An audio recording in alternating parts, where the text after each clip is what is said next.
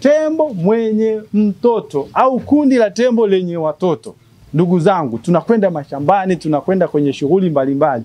Tukiona kundi hilo, tusisogee karibu. Tukae mbali kabisa. Hao wanakuwa ni wakali sana. Mama wa tembo mwenye mtoto au dada na kaka kwenye lile kundi wanakuwa ni wakali sana na wanakuwa ni hatari kwa kipindi hicho. Sawa sawa? Lakini pia kundi lingine la tembo linalokuwa ni hatari ni kundi la tembo madume wakiwa katika kipindi cha kutaka kufanya shughuli za uzao. Kipindi hiyo yule tembo dume naye anakuwa mkali sana. Kwa hiyo hizi ni tahadhari ambazo tunapaswa kuzichukua baada ya kujua tabia za huyu tembo. Lakini kwa umuhimu zaidi, baada ya kuona hayo, ili pia tusikutane na hayo mazingira ya namna hiyo, kama ifuatavyo. Kwanza, tuepuke kutembea nyakati za usiku. Tuepuke kutembea nyakati za usiku. Inaweza kuwa ni ngumu kwa sababu ndo shughuli zetu za kila siku za kujipatia kipato. Lakini pale ambapo inabidi, pale ambapo inawezekana, tuepuke kutembea nyakati za usiku. Miongoni mwa wanyama ambao wanakuwa wanafanya shughuli zao sana au wanajishughulisha ni tembo, wanajishughulisha sana nyakati za usiku. Kwa hivyo, wewe kama binadamu au mimi na wewe, nyakati za usiku uwezo wetu wa kuona ni mdogo. Si ndivyo jamani? Hivyo basi ni rahisi kukumbana naye. Inasemekana hivi kwenye maandiko mbalimbali. Tembo nyayo zake zimetengenezwa na tishu ambazo zina mazingira au zina hali kama ya sponge. Sasa tembo yule anaweza akawa kama hapa na kwenye kibao hichi, wewe usimsikie. Sasa kama wewe kishindo chake huwezi kukisikia, ni rahisi sana kupunguza ile distance ukajikuta upo karibu naye, na mwisho wa siku yeye akavuka zile hatua zote za utulivu, za tahadhari, moja kwa moja akaenda kwenye ile hatua ya hatari. Kwa maana yake anakufanyaje? Anakushambulia. Sawa sawa? Kwa hivyo tujitahidi kupunguza harakati zetu za kibinadamu nyakati za usiku katika mazingira haya ambayo tunayo. Mazingira ya Nditi na ukanda huu wote kwa ujumla yana tatizo la tembo. Ni karibia kila mahali, si ndivyo? Ukienda Ngangambo, ukienda hapa wapi na Mapia, wote kuna tembo. Nyambi A na B, kote kuna tembo. Mnero hivyo, si ndivyo?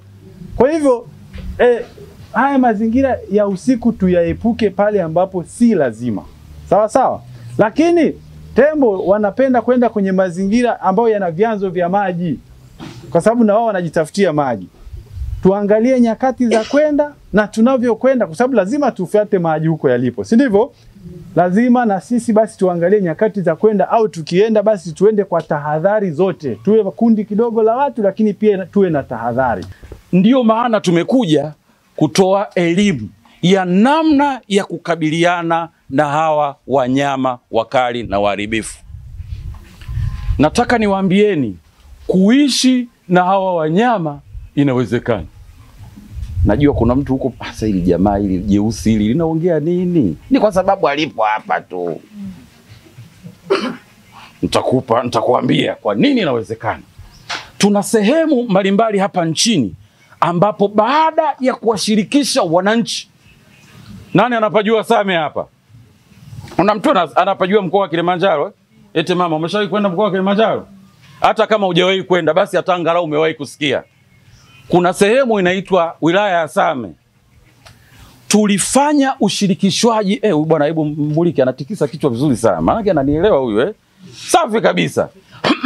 Tulifanya ushirikishwaji mzuri kati ya binadamu, yani tuliwashirikisha wananchi namna gani bora ya kuweza kukabiliana na hawa wanyama.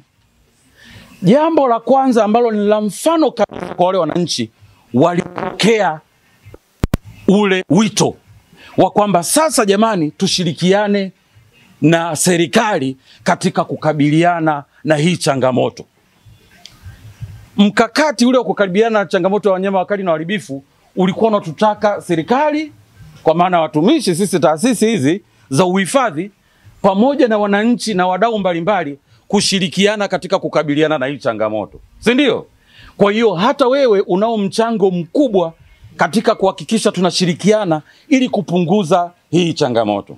Jamani, serikali si mnafahamu, watumishi hawatoshi, hatuwezi kutosha kila sehemu, si ndio? Kwa hiyo lazima tukubaliane sisi na wewe, tukae chini, tunafanyaje kuwadhibiti hawa wanyama?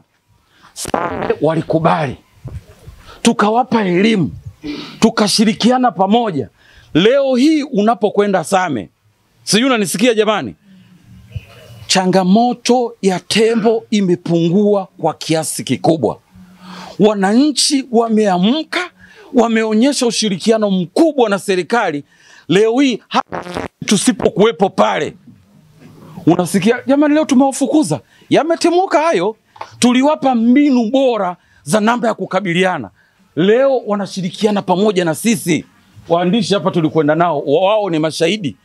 Walipata vuvuzela, walipewa elimu, kwa hiyo wakatengeneza vikundi kazi kule vya pamoja.